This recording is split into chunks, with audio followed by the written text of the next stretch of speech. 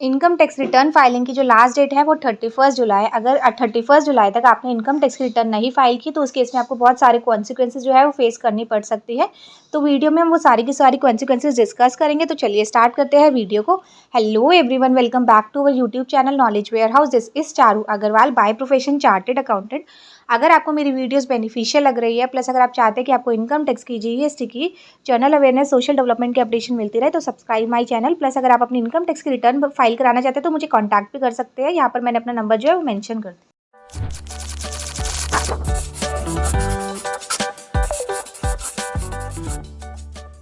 तो हम income tax की रिटर्न फाइल करते हैं तो हमारे पास दो ऑप्शन होते हैं, या तो हम ओल्ड टैक्स रिजीम ऑप्ट करें या तो हम न्यू टैक्स रिजीम ऑप्ट करें। तो देखो, हमारी जो लास्ट डेट है वो 31 जुलाई है 2024। अगर हम financial year 2023-24 that means assessment year 24-25 की बात करें, तो अगर हमने 31 जुलाई तक रिटर्न नहीं फाइल करी तो उसके बाद हमारे पास एक ऑप्शन और होता है कि हम अपनी बिलेटेड रिटर्न भी फाइल कर सकते हैं सेक्शन 139(4) के अंदर, जो कि है 31 दिसंबर तक। लेकिन उस केस में हमें कुछ फीस और पेनल इंटरेस्ट जो है वो फीस और इंटरेस्ट पे करना पड़ता है। तो हम इसलिए फाइल इजिली करते हैं 31 दिसंबर तक भी। लेकिन इस साल से क्या हो गया कि अगर आप ओल्ड टैक्स रिजीम ऑप्ट कर रहे हो तो उस केस में आपके पास ये जो बिलेटेड रिटर्न वाला जो ऑप्शन है वो खत्म हो जाता है। मतलब अगर आपने 31 जुलाई तक रिटर्न फाइल कर दी तो कर दी, वरना अगर आप उसके बाद रिटर्न फाइल करते हैं तो आपको न्यू टैक्स रिजीम में ही फाइल कर सकते हो। फिर ओल्ड टैक्स रिजीम के जो डोर है वो आपके लिए बंद हो जाएंगे। तो इन केस अगर आपने इन्वेस्टमेंट की या डिडक्शंस जो है, एग्जम्पशंस जो है वो क्लेम करना चाहते हैं, तो उस केस में आपके लिए इंपॉर्टेंट है कि आप 31 जुलाई तक ही रिटर्न फाइल कर दो। अदरवाइज चाहे आपका टैक्स ओल्ड टैक्स रिजीम में कम बन रहा हो, लेकिन फिर भी आपको जाना पड़ेगा न्यू टैक्स रिजीम में ही रिटर्न फाइल करने के लिए। तो यहाँ पर जो बिलेटेड रिटर्न है सेक्शन 139(4) वो आपके लिए क्लोज हो जाएगा, वो वाला ऑप्शन ओल्ड टैक्स रिजीम में। ठीक है, नेक्स्ट हमें जो है फॉर्म 10(I)(E)(A) फाइल करना पड़ता है अगर हम ओल्ड टैक्स रिजीम ऑप्ट करते हैं तो। लेकिन ये जो फॉर्म 10(I)(A) कब फाइल करना पड़ता है, अगर हमारी बिजनेस इनकम हो तो। अगर अदर देन बिजनेस इनकम हो तो हमें ये फॉर्म फाइल नहीं करना पड़ता। तो हमारी रिटर्न में एक ऑप्शन होता है, उसको हम सिलेक्ट कर लेते हैं। तो अगर आप ओल्ड टैक्स रिजीम ऑप्ट कर रहे हो तो आपका ये जो फॉर्म 10(I)(E)(A) है 31 जुलाई के बाद आप ये फॉर्म भी फाइल नहीं कर सकते। वो इन शॉर्ट यही हो गया कि आप ओल्ड टैक्स रिजीम में जा ही नहीं सकते फॉर्म 31 जुलाई के बाद। तो फॉर्म 10(I)(A) भी आपके लिए अनअवेलेबल हो जाएगा 31 जुलाई के बाद। तो अगर आपकी बहुत सारी डिडक्शंस है, आपने इन्वेस्टमेंट्स की हुई है टैक्स सेविंग के लिए, तो फिर बहुत इंपॉर्टेंट है आपके लिए 31 जुलाई तक ही रिटर्न फाइल करना। नेक्स्ट जो है, अगर हम आफ्टर 31 जुलाई अपनी रिटर्न फाइल करते हैं तो अब मैंने आपको बताया कि हम सेक्शन 139(4) में कर सकते हैं बिलेटेड रिटर्न में। तो उस केस में आपको फीस भी पे करनी पड़ती है और इंटरेस्ट भी पे करना पड़ता है। हम दोनों की ही बात करेंगे। सबसे पहले हम फीस की बात करते हैं।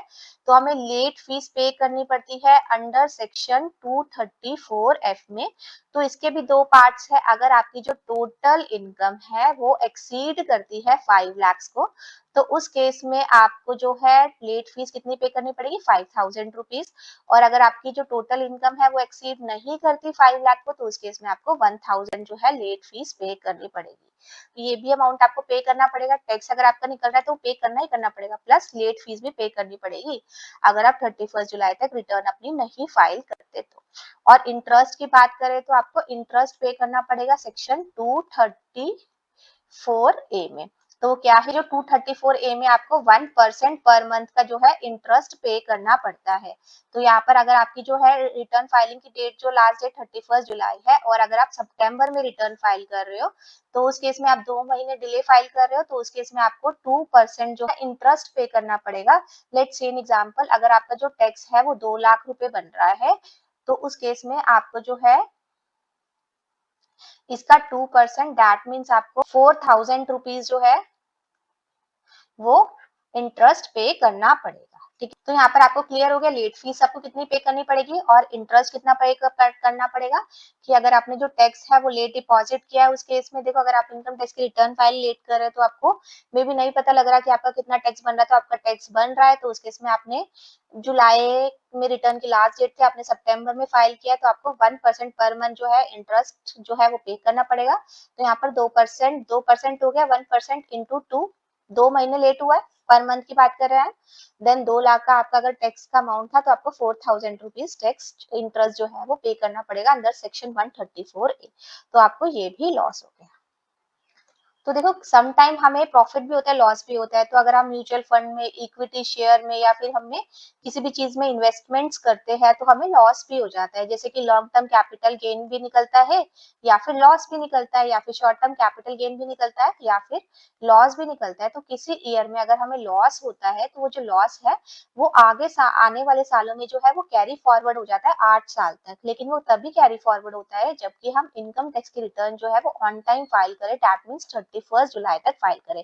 तो कैरी फॉरवर्ड लॉस का कैसे होता है, देखो जैसे इस साल आपका 2 लाख रुपए का लॉस था, और अगर हम नेक्स्ट ईयर की बात करें, नेक्स्ट ईयर में आपको लॉन्ग टर्म कैपिटल गेन हुआ है और वो 10 लाख रुपए हुआ है, तो अगर आपने income tax return on time file की है तो ये जो 2 लाख का लॉस है ये आगे आने वाले सालों में जो है आपको कैरी फॉरवर्ड हो जाएगा, मतलब यहाँ पर 2 लाख माइनस हो जाएगा और सिर्फ आपको 8 लाख पे ही जो है टैक्स पे करना पड़ेगा। और ये चीज आप 8 सालों तक आगे कैरी फॉरवर्ड कर सकते हो। दैट मीन्स अगर इस साल में आपका सेट ऑफ नहीं हुआ तो आप नेक्स्ट ईयर भी कर सकते हो, नेक्स्ट ईयर भी कर सकते हो। तो यहाँ पर क्लियर। तो अगर आपने इनकम टैक्स की रिटर्न ऑन टाइम फाइल की है तो आपको ये बेनिफिट भी मिलता है कि आप आने वाले सालों में जो है अपना लॉस जो है सेट ऑफ कर सकते हैं। लेकिन एक ऐसा लॉस है जो कि हाउस प्रॉपर्टी का लॉस है, जो कि अगर आपने इनकम टैक्स की रिटर्न फाइल टाइम पे नहीं की वो भी आपका आगे कैरी फॉरवर्ड हो जाता है। तो यहाँ पर आपको क्लियर हो गया कि लॉसेस से भी आप बेनिफिट ले सकते हो अगर आप इनकम टैक्स की रिटर्न जो है आपकी ऑन टाइम फाइल करते हो। अगर आप इनकम टैक्स की रिटर्न जो है लेट फाइल करोगे तो आपका लेट ही प्रोसेस होगी और लेट ही आपका रिफंड आएगा। और अगर आपका रिफंड आता है तो आप जो गवर्नमेंट है वो 0.5% जो है आपको इंटरेस्ट पे करती है इस रिफंड पे। लेकिन अगर आपकी इनकम टैक्स रिटर्न जो है लेट फाइल होगी तो आपको ही देगा डिपार्टमेंट, ठीक है।